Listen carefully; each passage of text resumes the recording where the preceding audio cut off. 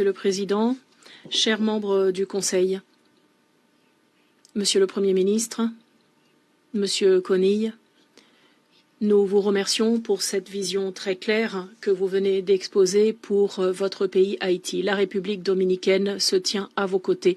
Vous pouvez compter sur notre appui et notre soutien indéfectible.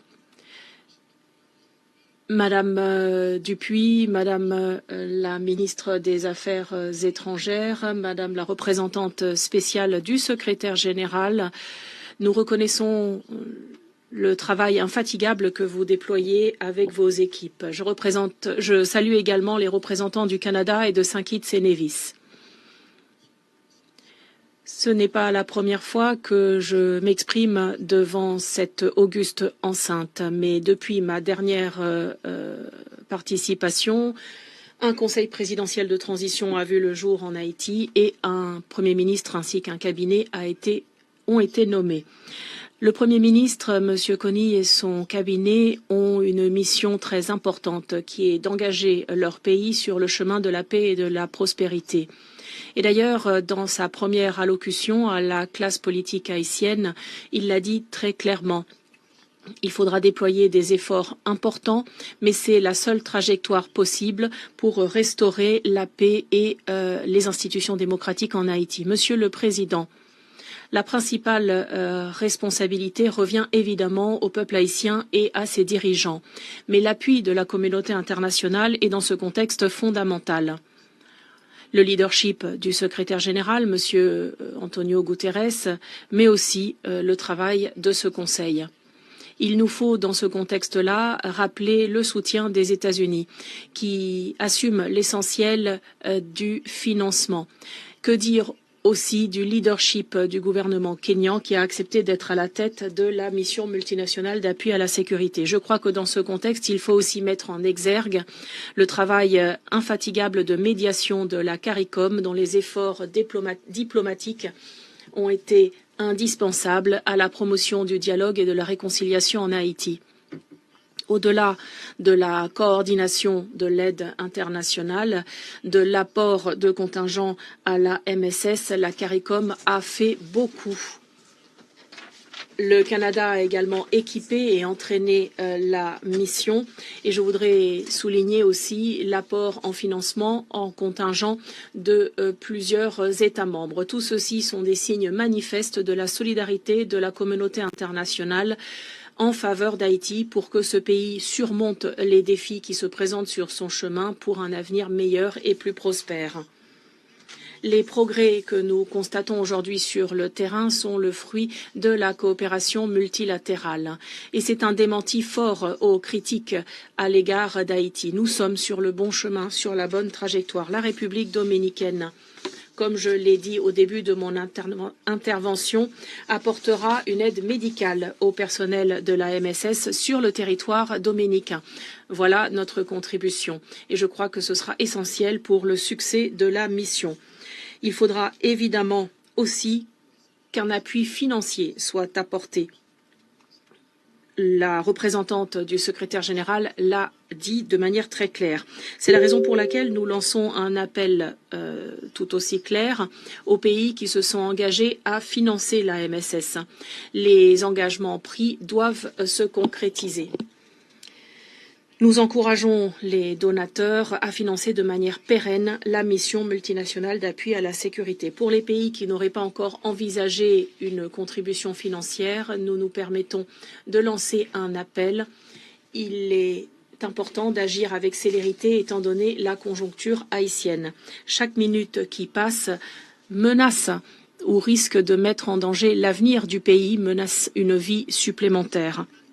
En ce qui concerne notre Conseil de sécurité, nous devons impérativement veiller à la pleine application des résolutions 2653 et 2699 qui ont trait à l'embargo sur les armes et au régime de sanctions applicables aux organisations criminelles.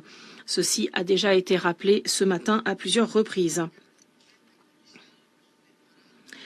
La composante de police sort renforcée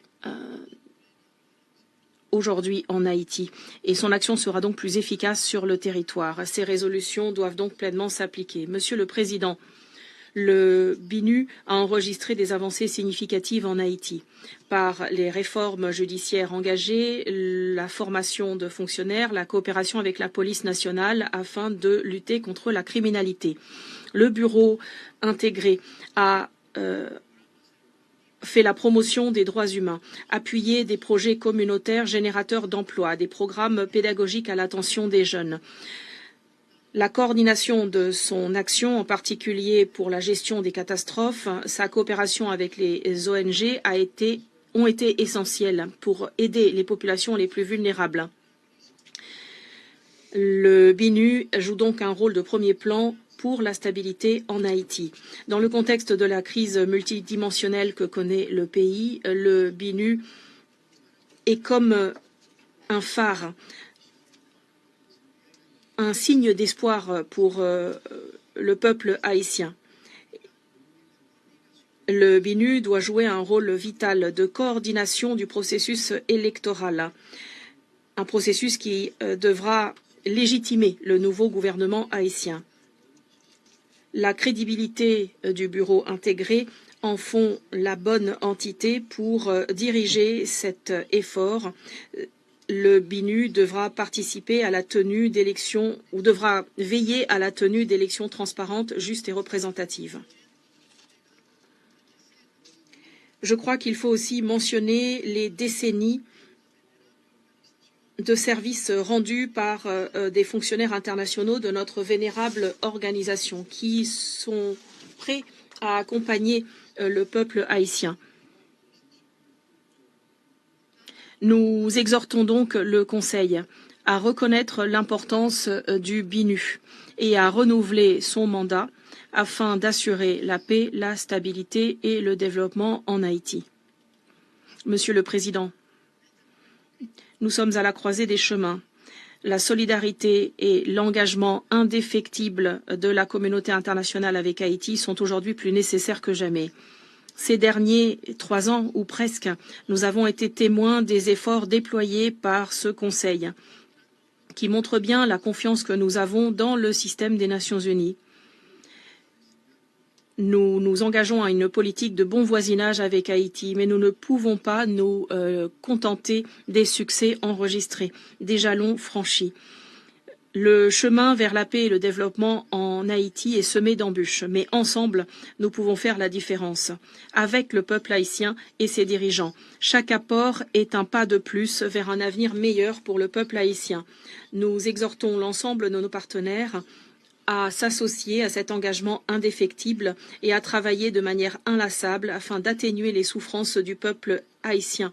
Nous devons donner à ce peuple la possibilité d'imaginer un avenir prospère et pacifique. En tant que membre de la communauté internationale, il est de notre devoir d'être à la hauteur de cet immense défi et de manifester que la solidarité et la compassion ne connaissent pas les frontières. Merci.